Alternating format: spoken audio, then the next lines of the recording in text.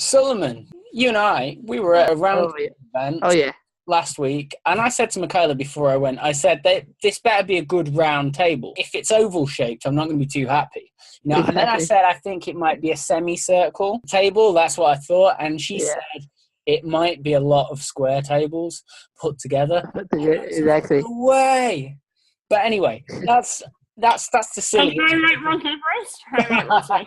A silly intro to a very serious topic, because this is something that we've spoken about a lot. And me and Michaela, we've recorded an episode talking about the report itself and some of the points. And I think we thought we were going to put that episode out first and then release this, but I think this might be a good one to put out first. The Green Report is a report that is looking to reduce the disabled unemployment gap by half, which is very, very ambitious target, and we're not sure quite how they're going to do that yet. I'm not sure they are, and that's why they've opened it up for debate and discussion. You and I went to the House of Lords last week to discuss it and to put some views forward. There was a roundtable event, as we've had a silly version of what the roundtable was, but it was a discussion in the House of Lords with Baroness Thomas and Baroness Campbell, and hosted by Muscular Dystrophy UK. Lots of different people there. Sulaiman, we'll all talk about this in depth. Our own little round table. There's no tables that are round, but who cares? There wasn't A anyone. virtual table. Well, my table's round. That's it. My table's curved inwards, so you wouldn't fit too many people around it. But At it is least round, there's so- curves on it. I don't I have any only- curved tables here. Sulaiman Uh, is bed, so this is I Sulaiman's just on a bed table. yeah, a table. Yeah. Sulaiman, do you want to intro us in into, because how did you find the meeting? What were your thoughts? I don't know. I think overall it was quite a positive meeting. I think there's some really good examples of, not surprising, but there's still quite shocking examples of how many disabled people in the UK are really struggling to get and stay in work. And it was, the same story that I face and I'm facing in terms of getting the right type of employment and getting the right type of work.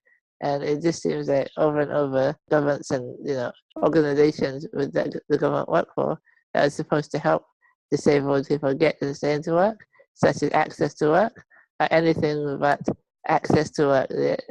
It's the complete opposite, and it is completely not fit for purpose, in my opinion, and they just don't seem to understand the complexities, because as we discussed most in the roundtable last week, most disabled people want to work and already are able to work, but if they don't have the support or the right funding to, first of all, to get to work, and number two, to stay in work correctly in the right types of work, then I think that's a huge problem, and I don't think it's fair to make disabled people work in like a bank or like a large organization or in a supermarket, where that seems to be the only direction that the government has been pushing for many, many years. And so I think that's... Well, I think it's tricky because, again, Sulaiman always has a thing where he doesn't want to work in a bank, or there's another type of organisation market. I think Sulaiman's very much against that. And obviously, being a creative kind of guy yourself, you want those kind of jobs open to you. It's not only that.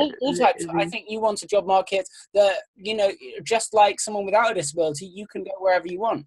And absolutely. It's tricky because it does seem like the government's been operating around those kind of small basis for a very long time, but I think that's how progress, it's just been very slow progress. I think that we've not seen much development. Even though there has been development, it's not been as fast as it really should have been. And I think that's what it leads to. Is I read through the Green Paper, and we've all seen it, and my concern is that there was a lot of rhetoric there and a lot of just stories that I'm thinking, I see these on a daily basis, but what are we going to do about them? And my concern is that this is just a discussion where the government says, what do we think of this? And we say, well, this, and this, and probably this, and this, which you're not going to like, and then not really much gets done. So, I don't know. Michaela, what do you think? I mean, I'm quite well known in Northern Ireland for saying that unless you want to go into law or into computing science, you're not going to get anywhere. And that's the frustrating part of having a disability. We've got a long way to go to that end of things. I have a friend who's doing biological sciences, we can say biomedical there. She has SMA. It's not unknown for people to go into what might seem random, wacky career choices. There's can be done. I think we need to treat the green paper at face value. We need to send in the recommendations that each individual has and see what the government come out with. I think disabled people have a big part to play as to the charity sector here. I know we're working really hard on this, so it's a big complex issue, and the government seem to have some nice ideas about the NHS in there, which I'm really excited for, seeing what way that actually looks in reality and how it works. But I think all the systems that support disabled people are experiencing some type of pressure. And health and employment are two of the biggest sectors that are facing pressure. If we can alleviate those, it might alleviate the rest as well. So I think it's a promising step forward. It's just about how it's going to look in reality now. Yeah, no, and the reason I sidetracked with that point there as well, Sulaiman, is because, it is so important that there are roles for creative people with disabilities or creative roles for people with disabilities. But at the same rate, I always feel that sometimes when you say, certain organizations, people are kind of ushered to certain types of organizations or certain types of jobs, it kind of gives that idea that certain types of jobs are already well suited and should be let off the hook, when actually they often aren't, because most workplaces really often aren't. As we see from Manoj and Ravi, who are doing fabulous things at ING at the moment. ING are learning how to, incorporate and how to cater to Ravi, who has Duchenne muscular dystrophy, and how to adapt his role and how to make it more accessible to him. So I think that's definitely something we should be working to, but there are problems across the board. But so it's just going back to what you were saying. What did you think of the discussion? I think overall it was good. I think it was raised at the meeting as well that the majority of businesses in the UK are quite medium to small size businesses. So I think more needs to be done, in my opinion, to engage with different types of businesses and different size of businesses.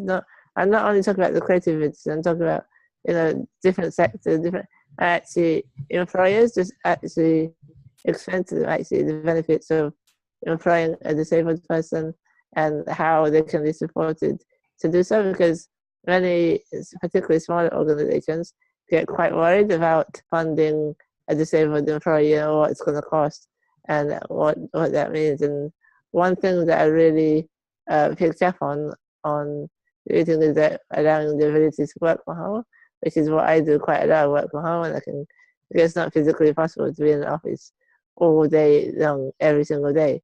So I am able to get into the office if I need to, but not all the time. So, nowadays with technology and different ways of communication, it's much more easier to do that. And so I think that's one thing. The other thing is that I think emphasis needs to be made in terms of maybe giving funding or support for disabled people who want to start their own business as well. I think that's another avenue if disabled people aren't able to find a suitable job, because there's many, many very smart, intelligent disabled people who can run their own business and who are able to, but they don't have the funding or the mentoring or the resources to do so. And so that might be a good avenue to get more disabled people into work, if you know what I mean, in terms of it takes away that issue about accessibility and all those issues. And one thing that I really was interested to talk a bit more about as well, that it was raised slightly at the roundtable discussion last week, is in terms of assistants, carers and things, PAs. Currently, where I am set up, I have that, as you know, I have a team of 8 carers. In a work environment, they're not really able to help me because they're not really trained to do that, and that's not their skill set. So obviously I have to, in my situation, that I need to have an employer to fund or access to work to fund, like a note taker or an assistant to help me. Yeah, I mean, that was something that I know you've had problems with before. Yeah. And I didn't know. I mean, obviously that meeting could have gone on all day. There was day. And to think that, we only had an hour and 3/4, just under 2 hours there, it was such a shame, really. But I know you'd have mentioned that if there'd have been more time, because I know you've had problems with access to work before. And that's something that I thought about, what happens if you have someone who has a disability who is perfectly capable, but needs a note taker? How is that funded? The government can't expect the business to fully pay for all of that, because then we arrive at a point where then it's not economically they're taking an economic hit, which they shouldn't, arguably shouldn't have to do. I don't know. Did you feel, someone spoke about access to work and their problems with it? Did you feel it resonated with your experience? Absolutely. I absolutely not a huge fan of access to work. When I applied to access to work, they sent back my paperwork 3 times. So the first time I forgot to date it. The second and third time, there was some stupid thing that said, no, I can't accept it. And the problem with access to work, as Baroness Campbell said, is that they keep returning the paperwork. This was stupid thing, like Baroness Campbell mentioned that she had difficulty signing, they sent it back because they didn't accept her signature. And as a disabled person, to sign, what task you require every single week, it's quite difficult to do that in itself, and then let alone keep sending it back and not approving the funding for each week. And the challenges I face is that, they only approved 20% of the actual funding that I needed through access to work. And so my employer at the time really took up the cost of the rest. So they were paying an extra 80% on top of your salary? Yeah, basically. And it took 6 months, because when I got this was my first job that I'm talking about. It took 6 months for me to actually get into work, to get the access to work in place and to get the note taker in place. And if it was any other employer, I would have probably lost that job, because it was, I wasn't able to get into that, and access to work was paying up quite a lot in terms of agreeing and approving all the funding I needed. And I don't think that's fair in terms of trying to, because I want to work and I'm able to work, but I just need the support to do it. And it's just because we all know the value of work, how important it is, and how it just empowers you to feel a part of society and to feel that you're achieving something. And it's hard to explain the importance of that. And I think it is, as you said earlier, it's quite ambitious to cut the disability unemployment by half. And I'm really interested to see how, because that's been said many times over the last 5 to 6 years, and I'm just really interested to hear what in practical steps are being taken to support disabled people in terms of benefits and in terms of that as well, because there's not really any, as far as I'm aware, when you're on ESA and you do find a job, they immediately cut your ESA. And so that's a part of the challenge, where how do you have that transition period that you're able to sustain yourself, fund yourself, and just have, do you know what I mean? So if you just take something away, as you know, in a job, you don't normally get paid the day that you start working. It's like 6 weeks afterwards. So how do you? And just to keep on your point about the note taker there, Michaela, you've had this yourself. How do you think we can work towards, as a society, procuring what I would consider specialist carers, specialist personal assistants, who are personal assistants who are maybe qualified to be able to be a note taker or something else or whatever else. And I'm thinking back to when you had Connie, who accompanied you as your personal assistant, but she also had a degree in politics, so she was able to take notes for you. And it was still all done by you, but you were able to communicate with the person on a level that they were able to understand you. Yeah, I think, Connie and I spent 3 years at uni together, and Connie was very much my physical assistant, and I was a mindful assistant up there, if you like. And, even something as simple as getting the right book out of the library can become a real effort. I'm thinking really specifically here about people who are working in law, working in academics. And, working in academics is something that I would turn down.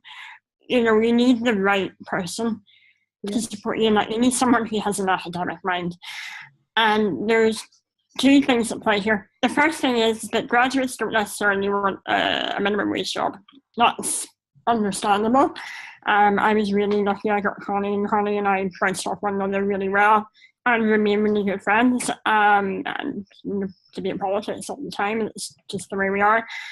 But we also have the issue of access to work, who won't look at a person's needs before they've secured a job. So in Solomon's case, if Sulaiman had gone to them and said, right, I'm actively looking for work. If I'm offered a job, I plan to accept it. These are the types of jobs I'm applying for.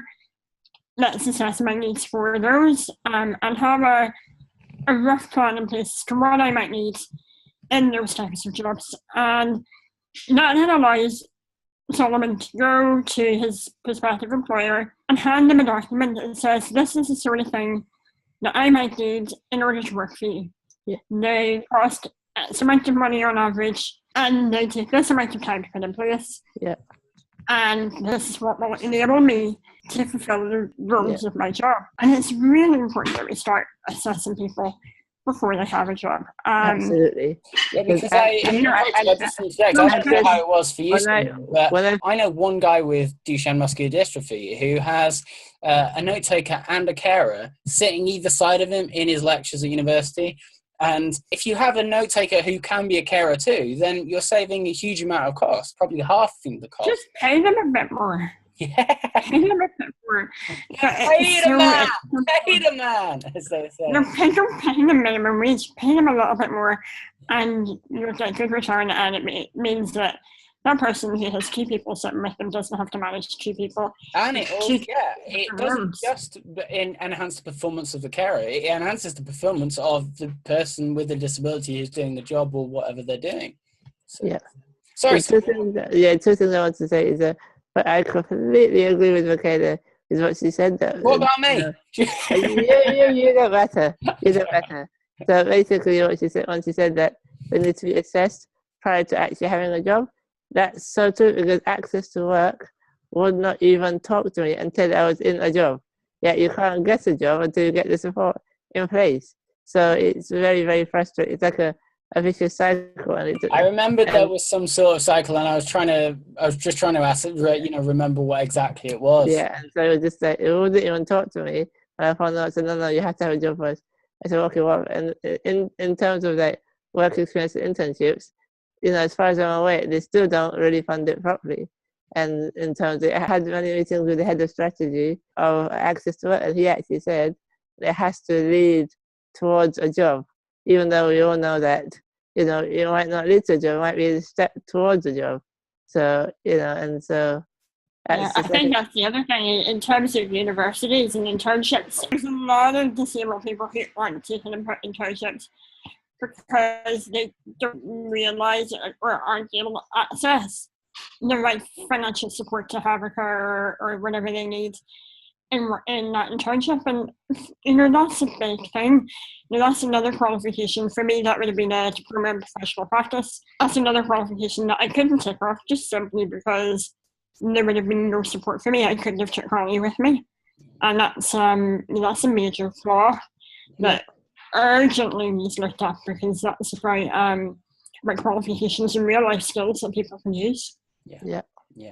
No, that's wow. One quick thing about the situation. I do agree with the point that you and Michaela made in terms of having the carer do the same task. But the problem is that carer has to be willing to do that, number one, and number two, because the carers that I have, they're all quite specifically trained to meet my care needs, and in terms of actually working in a work environment, I have actually tried that in the past, and because I have quite a large team, it gets quite complicated, and on top of that, a lot of their skill sets are not trained. So if I have to end up telling somebody how to turn on the computer, that gets quite challenging. Well, with respect, Sulaiman, you are quite, crazy, an advanced case, quite close to.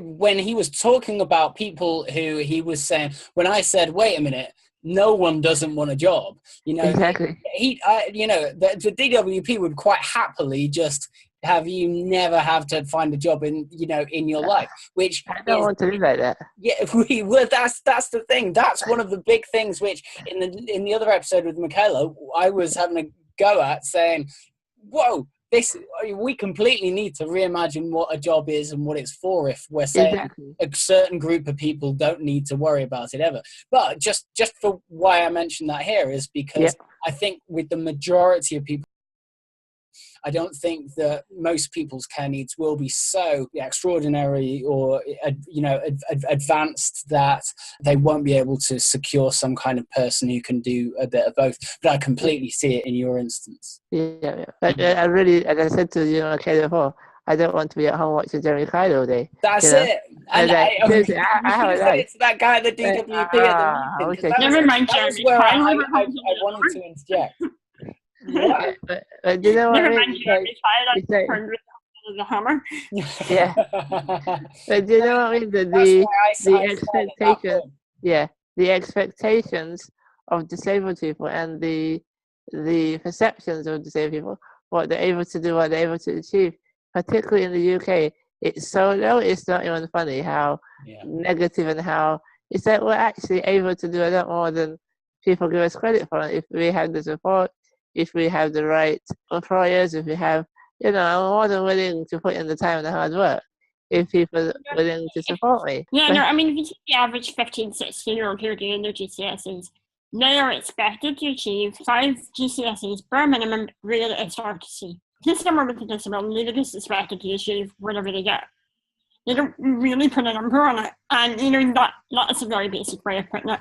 Ableism starts from a very young age, doesn't it? That is so ableist. It's so, and it's so wrong because that's so true because big minds because their bodies aren't going to work. They've got incredible minds. And that's exactly what happened to me. In America, because I was really sick, I had to skip a year, so I had to redo year 11 again for another year.